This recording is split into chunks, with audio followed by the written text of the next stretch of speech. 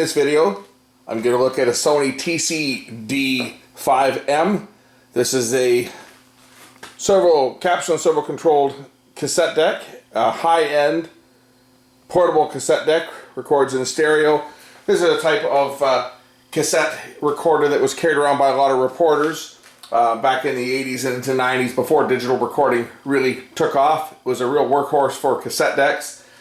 So we're going to take a look at this. This was actually sent in to me by one of my viewers who was unable to get their unit repaired locally, and I told him I'd be happy to take a look at it for him. Apparently it was serviced, but it doesn't turn. Nothing moves. So we'll get this thing apart and take a look at it and see what's going on. I've just got it up on my workbench here now. Another future video that we're going to be looking at is I'm going to be looking at this Yaesu, what is it, an FT8. It's an FT890 HF transceiver that the receiver is dead. This was another unit that was brought into me for a future video, so stay tuned.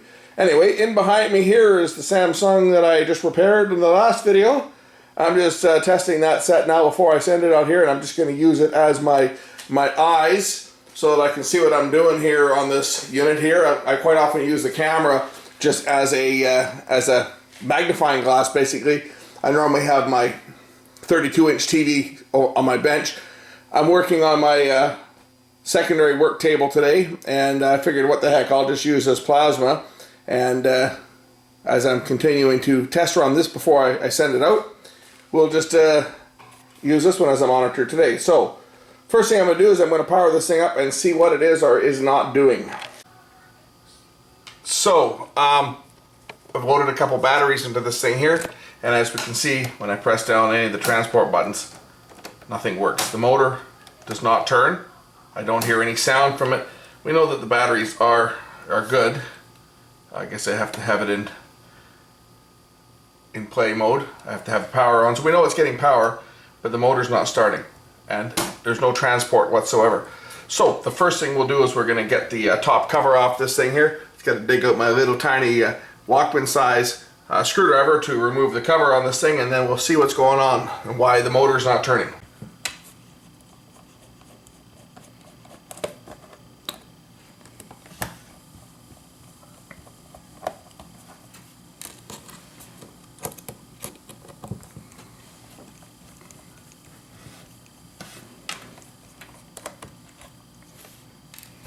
I've actually got my camera on. It's a micro tripod, so it can. The nice thing about this little Sony camera that I'm using here, this is the CX220, is it has a very wide angle lens, so the camera is literally only about 6 inches from my work space here, which is nice. It lets me get in for really good close-up shots.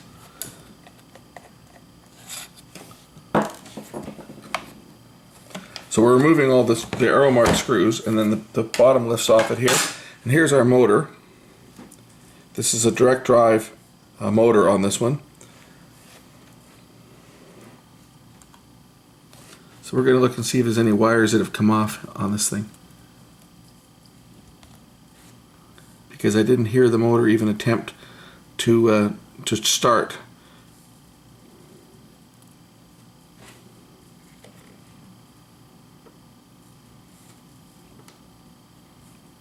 There's a wire here that's not going anywhere.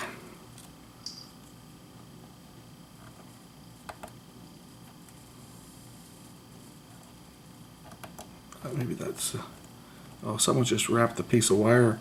That's good.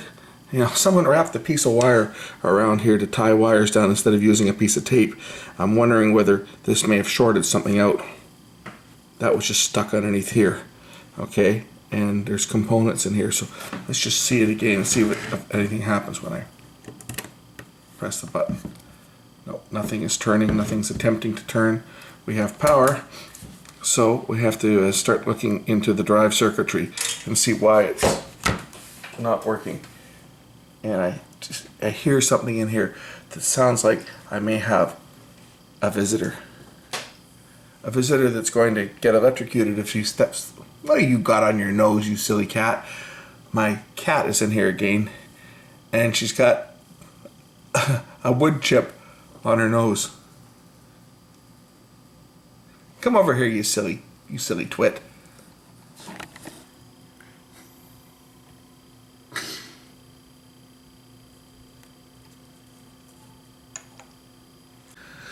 So we'll just check our motor voltage here, and we'll see that we've got no voltage to the motor.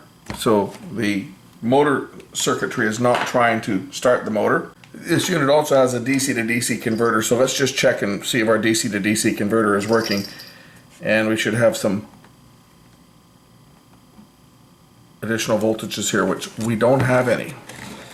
I don't have, just checking, I mean the battery indicator works telling me that I've got power to the battery, but we have a DC to DC converter here that'll take the 3 volts coming in from the batteries, which is there, 3 volts, and we should have plus 9.5 and minus 9.5 volts coming out of the DC to DC converter. We have nothing. We have no power coming out of the DC to DC converter. Therefore, if the DC to DC converter doesn't work, nothing's going to work. So let's take a look at the DC to DC converter and see what's going on in this circuit over here. Obviously, we have a problem that's not being powered up. It could be a number of things. It could be even a cracked circuit board. From what I understand, the unit was dropped. So maybe we have a small fracture on the board that's causing the DC to DC converter not to turn on. And if we don't have our plus and minus 9.5 volts, we're not going to have anything else work on here, including the motor. So the DC to DC converter, I'm trying to get so you guys can see it on camera here. Here's our negative terminal from our battery, and our positive terminals here. We have 3 volts, and we look at this trace here, and this trace goes from the yellow wire over to here, 3 volts as well, but it also connects to this terminal here, and I've got 0 volts. And this is a solid trace. So what do you think the chances are of being a break somewhere in here? I think our chances are pretty good. In fact, I can hear the motor come on when I just put my probe and push on it here. We have a crack on the board here. Let's take a close look at that. You can see it. It's right here.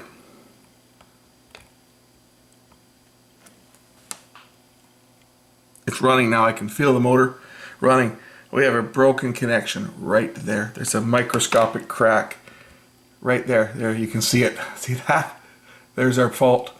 We'll just heat up the soldering iron. You can even see it sparking. Let's repair that trace. And the owner of this unit is going to be very happy to get his unit back, because these are really kind of rare and very nice little cassette decks. So let's repair that broken trace on that circuit board. I'm just going to put a piece of wire just between here and here, and that will fix this problem, and then we can get this one on its way. I'm just going to remove the batteries on here so we don't have any power on it, and warm up the soldering iron. We'll resolder that, and that'll get this unit back up and running. And for all you cat lovers out there, I have an audience. She's just made herself right at home on my workbench. Haven't you? Huh?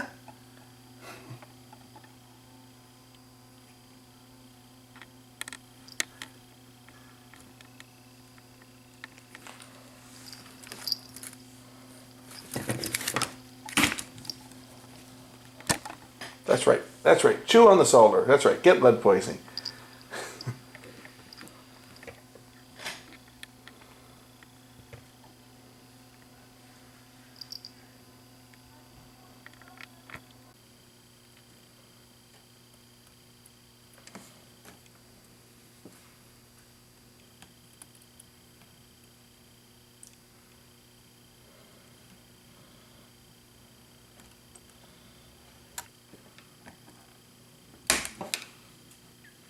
There we go. That will fix this unit. I know what you guys are waiting for. You guys want to hear how good this thing records, so we're going to put this thing through its paces and actually make a recording on it. But before I do that, let's dress these wires the way that they should have been dressed, and not by wrapping a piece of Cat5 conductor and stuffing it under the circuit board. That's just a good way to cause a short circuit. They usually dress it down with this, it's almost like a fabric type tape. I don't have fabric tape, but I do have black electrical tape, which will do the job just as well. So we'll just dress our wires out of the way here and stick them down.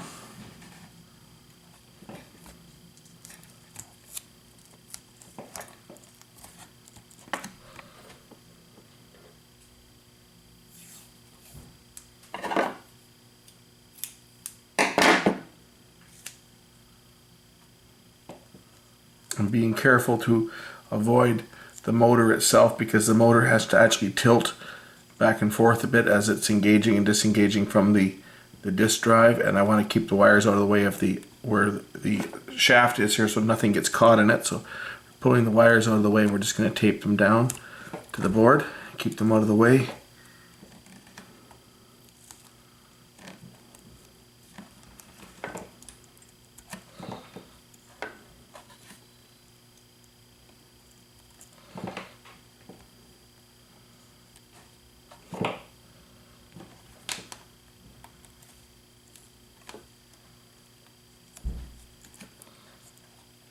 There we go.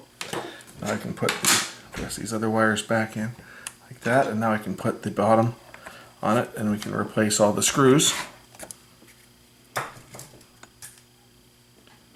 And then test the unit.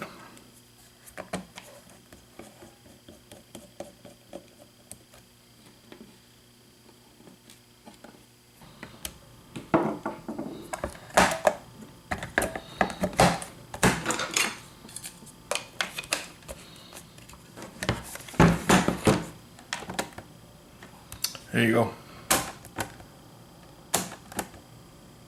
Let's test the unit and make sure that it actually works.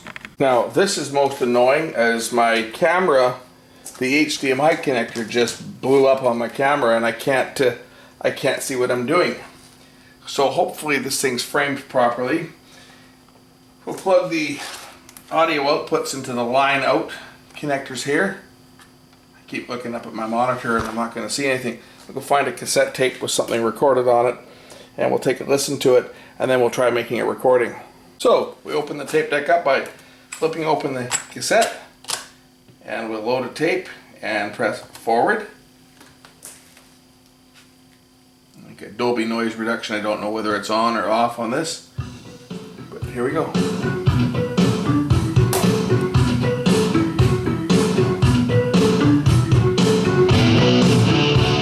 I don't want to play that for any more than a few seconds because I don't want to get hammered with a copyright strike, but you can hear it going there.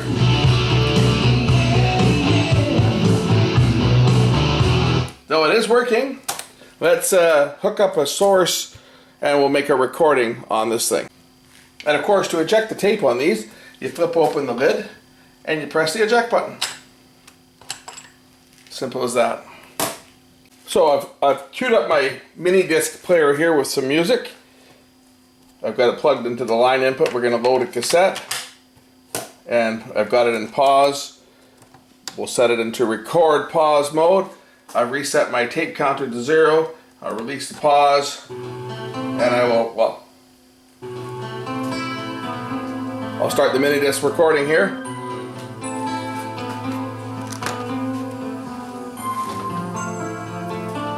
I'll let this record for a few minutes and we'll play it back. Listen to a little Al Di Meola here. We've had the unit recording for a couple of minutes now, or actually about 45 seconds, that's long enough. We'll just rewind the tape here. Press the rewind button and rewind it back to 0. Oh, isn't that interesting? We may have another problem with this. When it goes into rewind, it made some funny noises there. But it does play.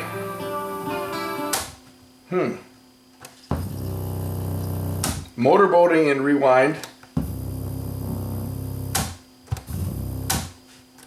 That may be a record play switch that's dirty. I think we have a record play switch that may be.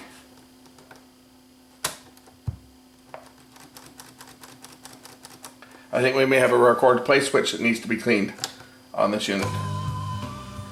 But it, as you can hear, it does record. So we'll pop this thing apart again and we'll clean that record play switch. Because here's our recording that we made coming up just in a few seconds here. Okay. There's our recording. So we know the unit does work, but that motorboating sound that I heard on rewind, that's typical of a record play switch that's gotten dirty. So let's pull this thing apart again and we'll clean the record play slide switch. And I'm shooting this blind because I can't really see the camera viewfinder. It's a little 2-inch screen and it's over my shoulder, so I really don't have a good idea of how I'm framed up here. But we'll push through and see if I can finish this video with this camera before I have to actually do a service on this. But we got the main problem with this solved. Now I just got to clean that record play switch. So we have the unit apart again. I'm going to remove the screws that hold down the circuit board so that I can access the top side of the board and find the record play slide switch. Now these silver colored screws here, these are non-magnetic screws.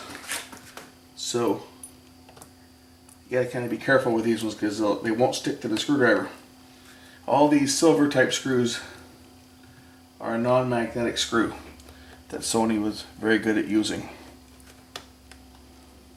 I'm going to take out the screws that hold the front bezel on as well, just to make it a little easier to access the record play switch. It's a warm one in here today in the workshop. We're getting into the heat of the summer here, and it's pretty uncomfortable in here today. If I look like I'm sweating, I am. It's probably about, in the workshop here, probably about 95 degrees, so it's pretty warm on the Fahrenheit scale. It's a warm one in here today. So we remove the knobs, and then the face should lift off of this thing, unless I don't think there's anything else holding it. It should just tilt off. I just need to move it enough so that I can get the circuit board up, so that I can get at the switch underneath here to clean it. There'll be a little slide switch. I think it's right there, if I'm not mistaken. So this is the record play switch, and I only have to move this out enough so that I can get my little nozzle in there and get a shot of cleaner down into the switch. Now I've got the switch, got some cleaner into the switch. Now I can just press the board back in place to engage the mechanism that activates the switch, and just to press and release the record button to operate the switch. That'll clean the contacts, and then we can put the unit back together and test it again. Now we carefully replace all of the silver board screws.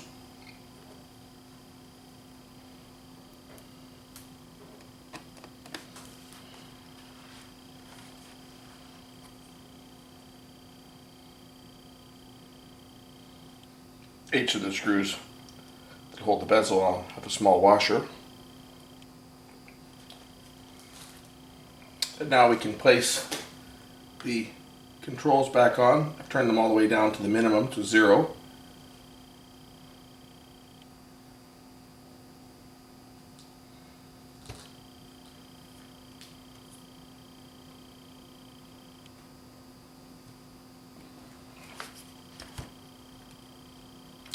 And once again, just dress the wires out of the way.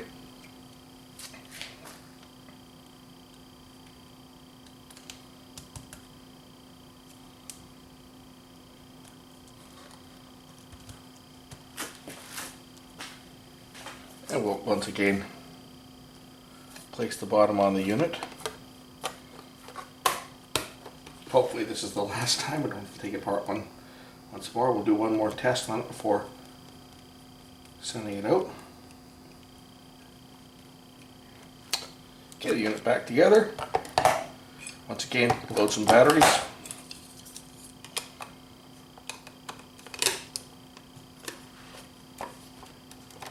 Verify that everything's working.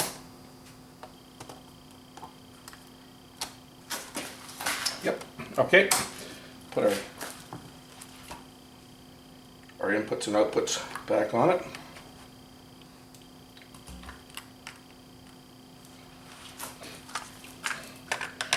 Verify that it plays our tape that we recorded.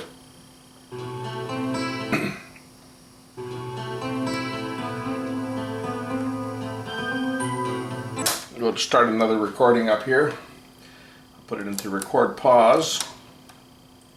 And we'll start up our mini disc player. Okay, we have to set our record levels. Cue it back and start our recording. And we'll start playing the disc.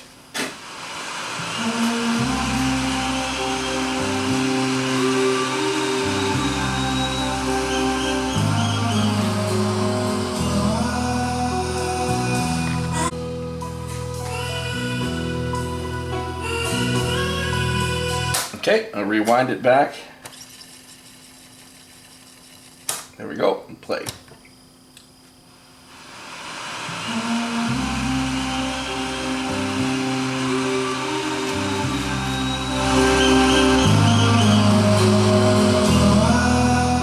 It's working. This unit is repaired and it's ready to go home. Thanks for watching.